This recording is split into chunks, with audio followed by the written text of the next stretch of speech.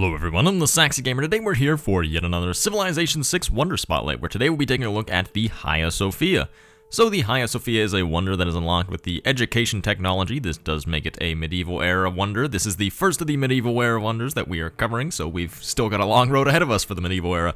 But to get the Eureka for the education technology, all you have to do is earn a great scientist, which is something that is very easy to do, especially if you're going for a science game. The only issue here is that the Hagia Sophia is a religious wonder, and if you're going for religion, there's probably about less than a 50% chance that you'll have earned a great scientist by the time you reach education. If you're building at least, 2 or 3 campuses, there's probably at least a decent chance that you'll get one great scientist by the time you reach education, so you can sometimes count on having the Eureka for education, but not always. As far as the building requirements for the Hagia Sophia are concerned, it must be built on flat land and it must be built adjacent to a holy site. These are very simple requirements and ones that you can get in pretty much every single game. The only thing that you have to really be cognizant of whenever you're going for the Hagia Sophia is that you make sure that you place down your holy site that has at least one flatland tile next to it that can be owned by the same city. Actually, I don't believe it even has to be owned by the same city. It just has to have a flatland tile that is adjacent to that holy site.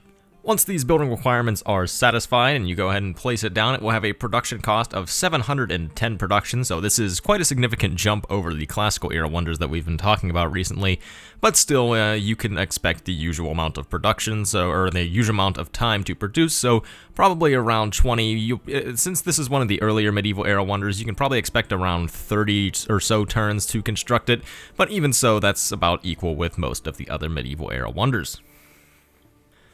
As far as its bonuses are concerned, it will provide +4 faith, and it will make it so that all of your missionaries and apostles throughout the rest of the game will gain +1 spread charge.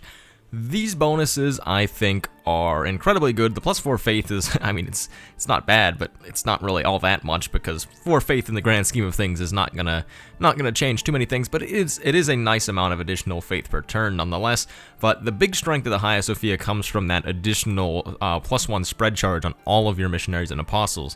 So, as I've mentioned before, in Civ 6, the best way to spread your religion, without a doubt, is to use missionaries and apostles, because religious pressure is just so comparatively weak that it's unbelievable. So gaining +1 spread charge on all of your missionaries and apostles is very nice because that allows you to just use those to spam out those missionaries, spam out the apostles even more. You can stack this with the mosque, I believe, is the religious building that can give them an additional +1 spread charge.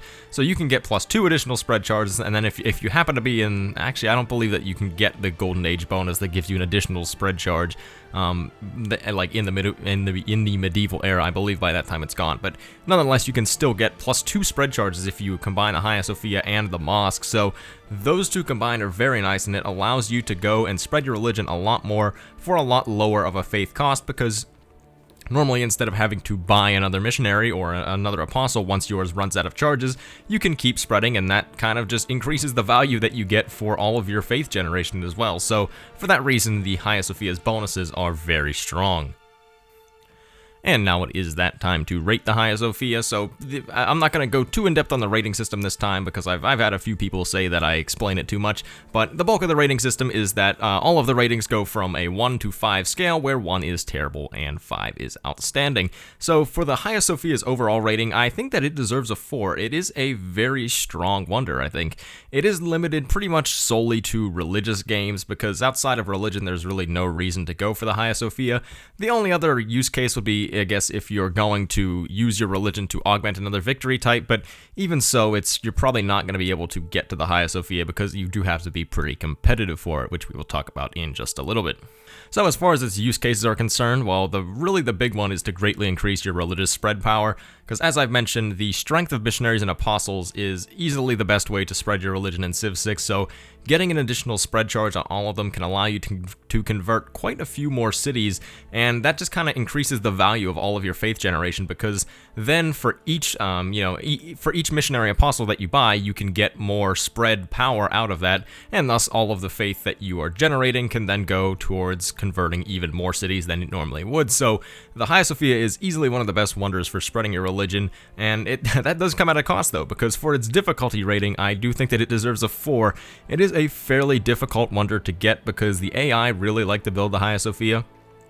I think part of the reason for this is just because the building requirements are very easy to satisfy, so a lot of the AI in the game will tend to be able to construct it, like they're not going to be limited by terrain constraints or anything like that, and a lot of the AI tend to like religion as well, so if you're playing on deity, you do have to be very competitive to get the Hagia Sophia. I find more often than not that I get the Hagia Sophia by taking it from someone rather than building it myself, so for that reason I think it deserves the 4 on difficulty. Very difficult to build on deity, not impossible, so not deserving of the 5, but definitely very challenging. And for its consistency rating, I think that it deserves a 4. It is a very consistent wonder. The only reason I didn't give it a 5 is because it lacks pretty much any versatility. Really, the only reason you're ever going to use the Hagia Sophia is for spreading your religion, but for that purpose, it is very consistently outstanding. So, from the moment you build the Hagia Sophia towards the end of the game, you're going to be getting bonuses from it. You're going to be getting the +4 faith, which is kind of but more so the +1 spread charge on all of your missionaries and all of your apostles throughout the entire rest of the game. That just makes it very consistent, and if you're going for a religious game, those are very consistent bonuses that you'll want in every single religious game that you go. Just because you always want to spread your religion if you're going for a religious victory. So, for that reason, I think the Hagia Sophia is very consistent and thus deserving of the 4. Also, I'm just realizing that it got straight 4s. I didn't even realize that at first, but yeah. So for all of its ratings, I think it deserves a 4. It is a very strong wonder. It's one of the best religious wonders, probably not, like super outstandingly top tier, but definitely very good. So, thank you everyone for watching. I have been the Saxy Gamer. If you enjoyed the video, feel free to like. If not, feel free to dislike. If you're looking for more Civilization 6 content, feel free to subscribe. Thank you for watching, and goodbye.